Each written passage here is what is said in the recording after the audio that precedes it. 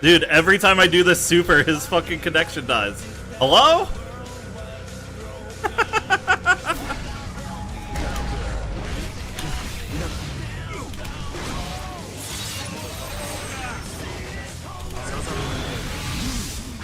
Shouldn't that hit him? Oh, I thought he wasn't invulnerable!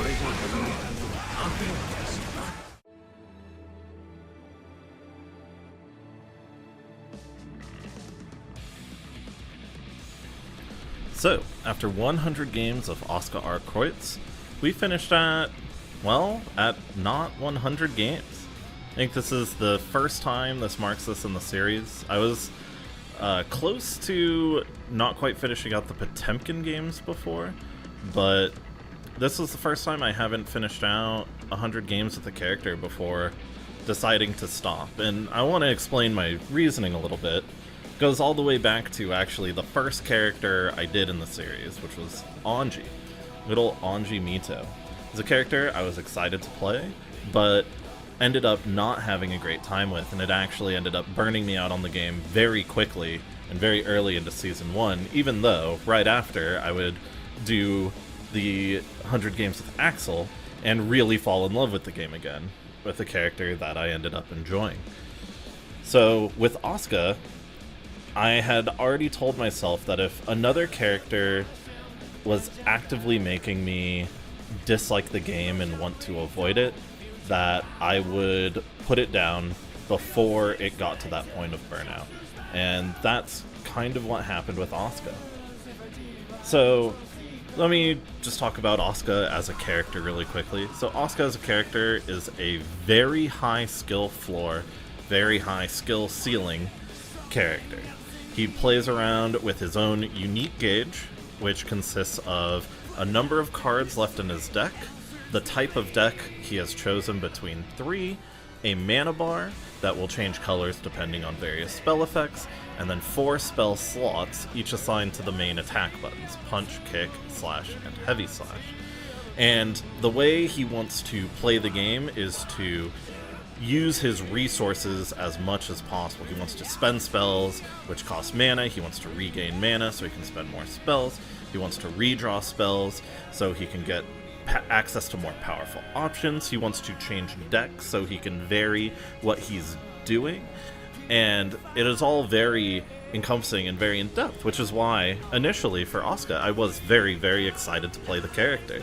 I liked chewing into the more complex characters as I got to them. You know, I really ended up enjoying characters like Zato and Happy Chaos and Jacko, these characters that can manipulate a number of things on screen. But when it came to Asuka, while I was initially excited, around 30 games or so in, I started not feeling it as much anymore. And I think a big portion of that is due to his gauge and how important and central it is to him. Now, I like complex characters, like I mentioned before, but the problem I ran into while playing Asuka was that it felt like everything I did on screen was to buy myself more time to stare at his gauge and just tunnel in on his gauge. Just throw out cubes that'll put them into block stun, or better yet, hit stun, start comboing them, and then look at the gauge. Where am I at? You know, what deck am I in? What spells do I have? What do I need to refill? What should I super to refill my hand right now? Do I need to change decks? It is all constantly staring at his gauge and managing that very, very meticulously, which I think, for the right person, is going to be an incredible source of fun. But for me, it reminded me very recently that I was raiding in Final Fantasy on one of the newer jobs. I'll try and keep this brief so not to distract from the Strive stuff. But I was raiding in Final Fantasy XIV on one of the newer jobs from their expansion Dawn Trail, which is Viper. And it has some very cool flashy moves. It has some nice resources that you kind of manage with the Serpent's Coils and stuff like that. But whenever you're in downtime, you have to stare at 2 buttons in particular. Basically, instead of having the normal 1-2-3 combo, he has 2 buttons that you'll alternate back and forth depending on which one is lighting up and which buff you have to try and manage. And it ended up being like the optimal way to really gain DPS while playing this job, was to stare and make sure that I'm hitting the button that lights up next in the sequence. I'm just constantly staring at a small bit of the screen, making sure that I'm on the right page, doing the right move. And it was frustrating. I ended up finishing the tier with Viper, and then swapping to a class that shares gear with it, which is Ninja, for all of our reclears. For it was 8 weeks of reclears, so about 2 months of reclears. And when I play Asuka, it feels very much the same, where everything I do is kind of a moot point because I need to be looking and managing this gauge very meticulously. Enough of my gripes about the character. I do want to talk about stuff that is good about him, because there is plenty of good. As I mentioned earlier, very high skill floor. It is very difficult to start playing the character, and I think I approached it fairly well. I had a very determined play pattern that I was going to do as I learned the character. And for this structure, it was going to be the first 50 games, I was going to only stay in test case 1, and my focus was going to be on cast, reload, refill mana. I wanted to become really well integrated with those mechanics. This is very core to what he wants to do.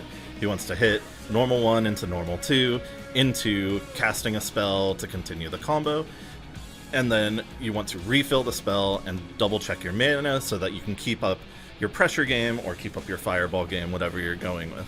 So my first 50 games I spent doing that. After game 50, I decided I would introduce swapping the test cases. I would go from test case 1 into test case 3, which is generally considered his win condition deck. And it did feel very powerful swapping, but it didn't alleviate the problem that had already started growing. I thought it might, but since I believe it's so in core to his character, even swapping up the strategy, trying to force test case 3 to see these win condition spells and stuff a little bit more, didn't help alleviate that. See, some other pros about playing Asuka. He is an extremely safe character, I want to say. While you're learning him, if you are maintaining your mana, you have an extremely high health pool, and you can take a decent amount of punishment. Yes, it does feel extremely bad when you lose out on your mana, and you end up eating more damage than the rest of the cast at all, but for the most part, while learning him, I think it's actually a pretty decent and steady time. I didn't feel like he was as volatile as, say, a Amelia or a Zato type character, where the offense swing can be so drastically back and forth. I think Asuka, even without access to his DP, because it is locked behind a card, the Ice DP, is still a very just solid character to play. Great 6P, really good far slash into 5H, really good 2D. If you've ever fought against Asuka, you probably know how annoying his 2D is. It's counted as a projectile, it slides across the ground really far, it has really good recovery on it. It's really insane. I also started really valuing routing into 6H for the hard knockdown. So a lot of my combo routing, when I did get a hit, would usually be button into 2H to launch them up into the air, into cube, into 5K, into 6H. Then slam the book down on him. Slamming the book down on him gives you a hard knockdown. It also gives you plenty of good cancel options. So you're able to go either into a card expenditure, into super, directly into mana refill, into refilling cards. It buys you the time to look at the gauge and cancel into what you need. But yeah, I ended up playing 71 games of Asuka. We ended up 34 wins to 37 losses, and I decided to put a pin in it there. I was initially going to have myself push through, but I talked about it with my chat, and there was one particular session right at the end, basically, where I was so not feeling it and I was so burnt out, and I just didn't want that to become an issue again. It's not something that needs to be an issue. I'm looking forward to the ranked system update, and I'm looking forward to the next set of characters that I'm going to be getting through. hopefully my goal here is to get through the last of the characters before the ranked update, and then when the ranked update drops, which will be shortly after when Unica drops. I believe Unica is coming out first, and then we'll get the ranked update shortly after, and then maybe doing her video with the ranked update dropping. But yeah, that's what I thought about Asuka. Let me know what you think about him in the comments below. And yeah, I'm looking forward to making more of these videos again. I got really burnt out on Strive and really burnt out on the tower, but the ranked announcement definitely brought me back. And I have been having fun. I've been playing some of my mains again. I went back to the Jacko. I've been playing Milia, and that really brought me around. I almost immediately burned out playing Asuka again, but I've been having a lot of fun with the game. But yeah, let me know in the comments below what you think, and I'll see y'all in the next video. Enjoy the matches, guys. Peace.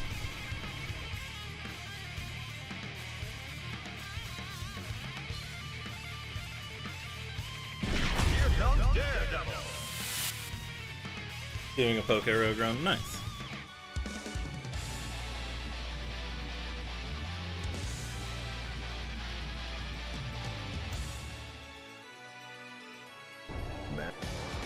Also, Season 4 Gigabuffed bot.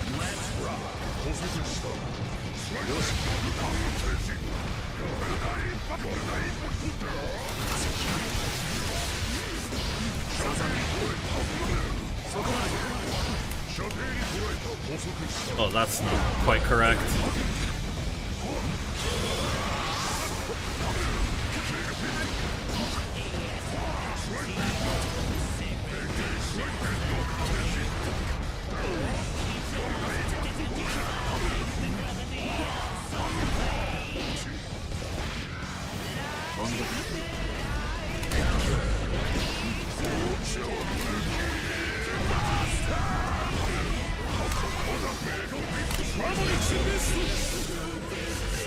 What do I even want from this? Fuck, I ran out of mana. Oops. What's his other super? What's the good one?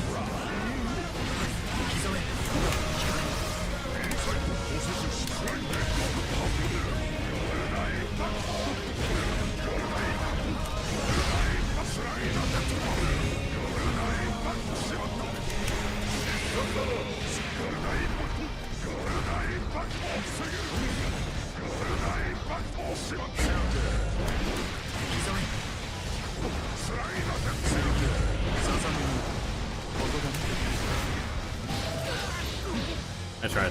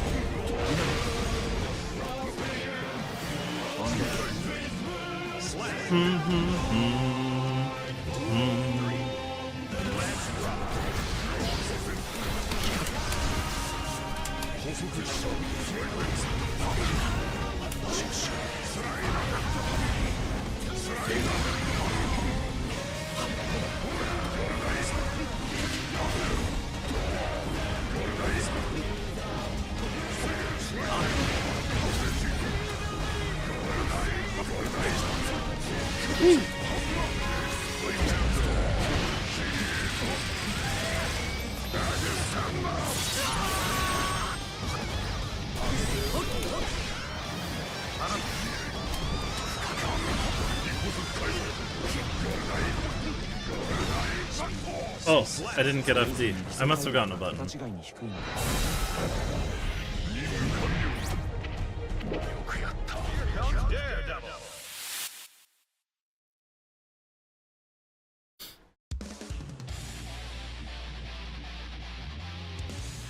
I mean, it always comes up. That's the unfortunate thing.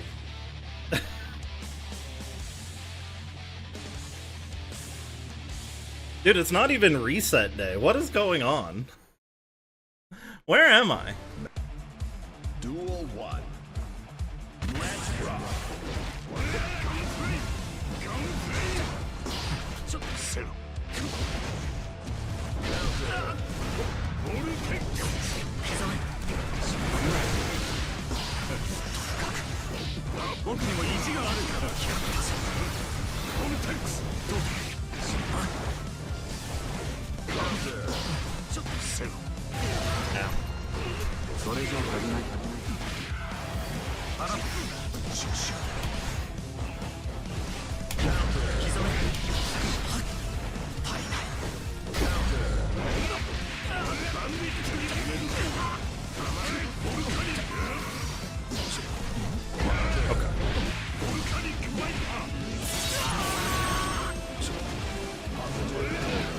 Yeah, unfortunately. Yeah, I understand. Duel 2. Let's rock.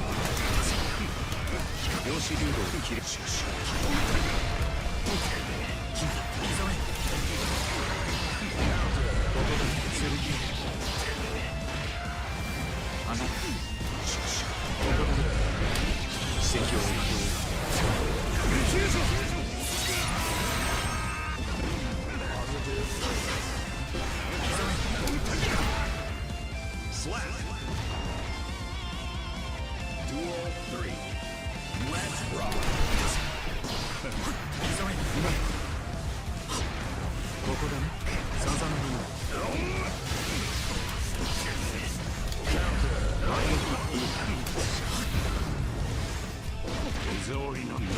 That's unfortunate. Slap.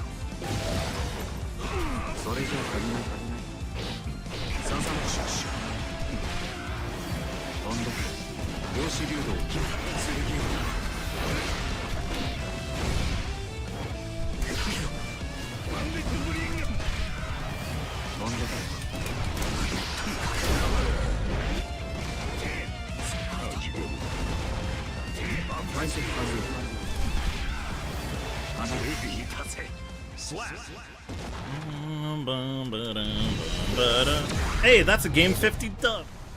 Duel 1. I am like really way more focused than I normally would be.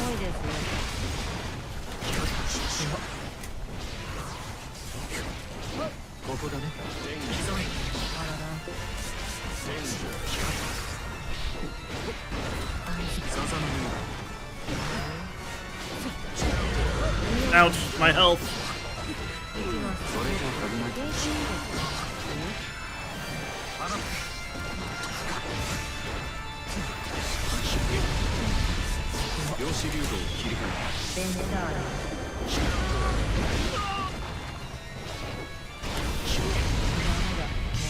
Slap.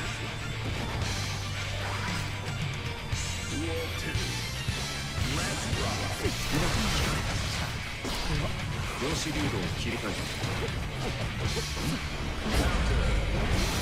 構造を装填にさせる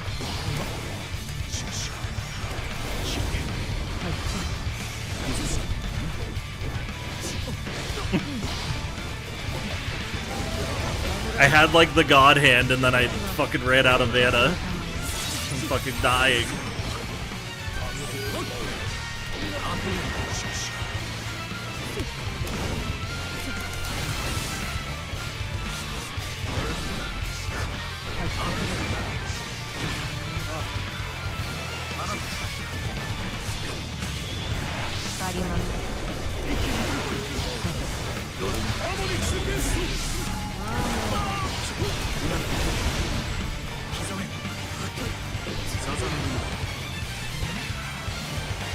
Ah!